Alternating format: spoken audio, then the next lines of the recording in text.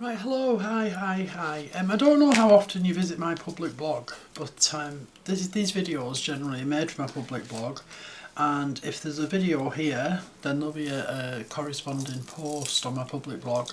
Yesterday, yesterday was the 14th of August, I put a picture on my blog of this, and this book I've just bought. It's a book of wrapping paper by Natalie Lette. Okay, love her work, absolutely love it. Book of wrapping paper, and this is my favourite. Okay, I've torn this out. This is my favourite, and so I put that book on, and this, and some other things that I'd gathered that were possibilities for using in collage. Now I've been thinking about it constantly, and I said on my blog I would find it very difficult to rip this up for collage. No intention of doing that. People say, no, don't cut it up, don't, leave it. And I am going to leave it. I bought this in a flea market in Paris earlier in the year.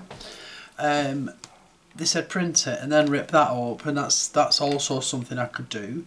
But then thinking about it all, I decided to trace it. No, I had a pencil here before. Where's my colour? There it is.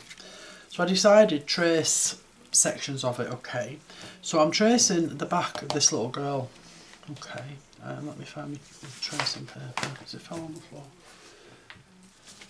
I was going to say I'm not usually this disorganised, but that'd be a lie because I'm very disorganised. So trace, sharp pencil and tracing paper. So collage, design, whatever you want to call it. I'm not sure how much collage. Well, no, there will be collage, but because it's such a small area, it may not.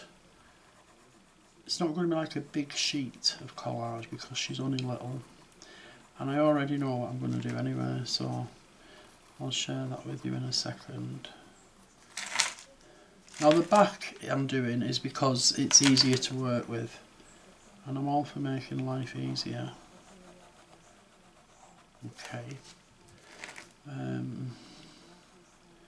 So I mean, I got so many messages. Oh, don't tear that up, don't spoil it, and I've got no intention. I wouldn't have done it easily even if I had done it, but I won't do it because I might never find another thing like this. Although then I think, when I'm not here, who's going to care? Because my kids are just going to put everything in a skip. But for now, I am here, and I know I've got her, and I know where she is, and I can get her out, and I can look at her. I can love her, because I do love her. Right, so that's all the lines. Oh no, the bottom of the neck there. Right, okay. So, now I have loads. This is Daler Rowney acrylic paper. It's got a lovely texture on the front. It's for acrylic paints really, but I use it for sketchbooks and things like that, for paper, doing paperwork and things. So if I move her out of the way, and then head on in front, excuse me, there you go, tickled. So I always keep my offcuts of paper.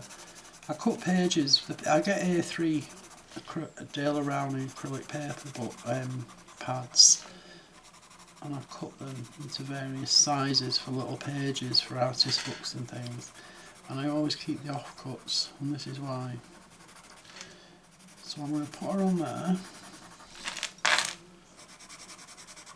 Somebody complained once on one of my videos on YouTube that my bracelets jangle and she couldn't bear to watch another video because of the jangling. I do apologise. I have this green thing here to stop it jangling, but because I need her for this bit, I'll move it in a minute.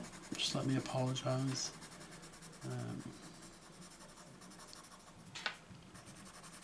But then I need it. I still need it for something else. So, and I can't take them off because it takes forever to get them back on.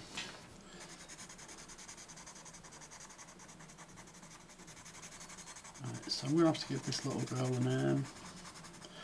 Right, so I think that's it. And there she is. There she is. Perfect. I don't know, can you see her? Can you make out that thing? So then I'm going to cut her out. I'm going to cut her out, and I've already done one. And here it is. Okay, so I think this might distract. So if I turn it over, no, I'll turn it over. I'll put her on some paper there. Hopefully that won't distract. No, actually I need to move it because it's going to distract, isn't it? I don't know what to use though. Oh, I could use the back of this tracing pad. So, I mean, I'm going to work into it, right? That's the plan, work into this little girl. So the first thing I need to do though, get the picture back and remark all the defining lines, okay? And I like to use a really simple mark making exercise that's just like little tiny stitches, okay? So I'm just going to do little stitch marks on all the dividing lines, like this. And then you might be thinking, well, what are you going to do with her when you've worked into her? Well, I will probably have a little notebook that's dedicated just to her, because I won't do just one, I'll maybe do 10, 12, all different. So that's what will happen to her. So that's my defining lines going in. I have to keep looking at the picture because some of them are quite faint. And then we've got there, and then we've got this bodice, or neck, sorry, frill, and then that's the bottom of her head, and there bows of ribbon in her hair. Okay, so now I'm a bit more au fait with what I'm working with here. Now it's very small. I don't know how. Hang on, let me get something to measure it.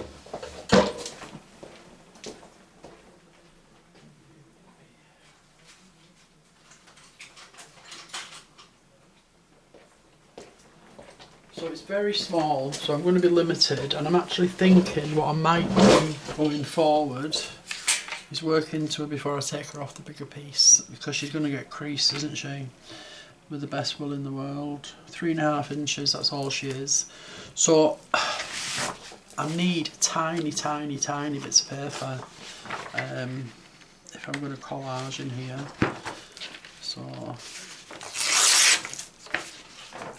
just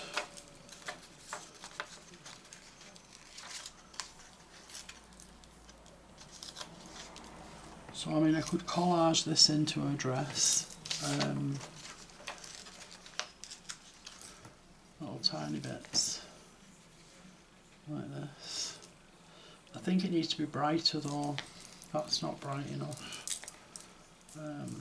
So yeah, I'll continue to work in this and see where I end up. I'd stick this down with Pritt Stick. I'm not a big fan of glue, but in collage situations like this, it's perfectly acceptable. I could also stitch into it, put French knots in there and things, and running stitch. I could even running stitch around these defining lines. And then in between these little pieces of paper that are tiny, I could maybe do some seed stitch or add a bit of texture somehow. So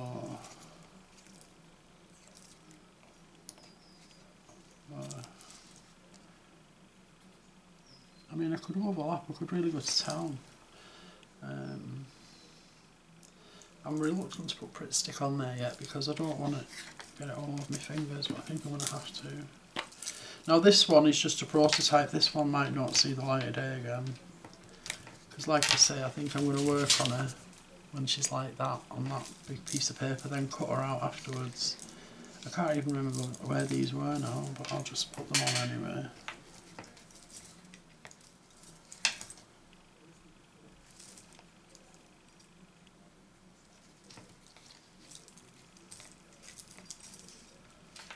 If you just dab your finger a little bit, make it a bit wet, then it's easy to pick these little things up. There. Okay. So it needs something else in there to define the shape of that dress, so I'll have a think about that. Now what I thought about the ribbons in her hair, I could actually tie some ribbon on there, and her hair the hair's just straight and brown, I could stitch the hair down like that, couldn't I? So yeah, I'm gonna really give it some thought. So if you want to see how it progresses, keep an eye on my blog. Yeah, okay, so that's just a quick idea that I've got, and I'm actually quite excited about it. And like I say, I'll probably make 12, 15 of these and put them in a little book on their own, make a nice little book for her.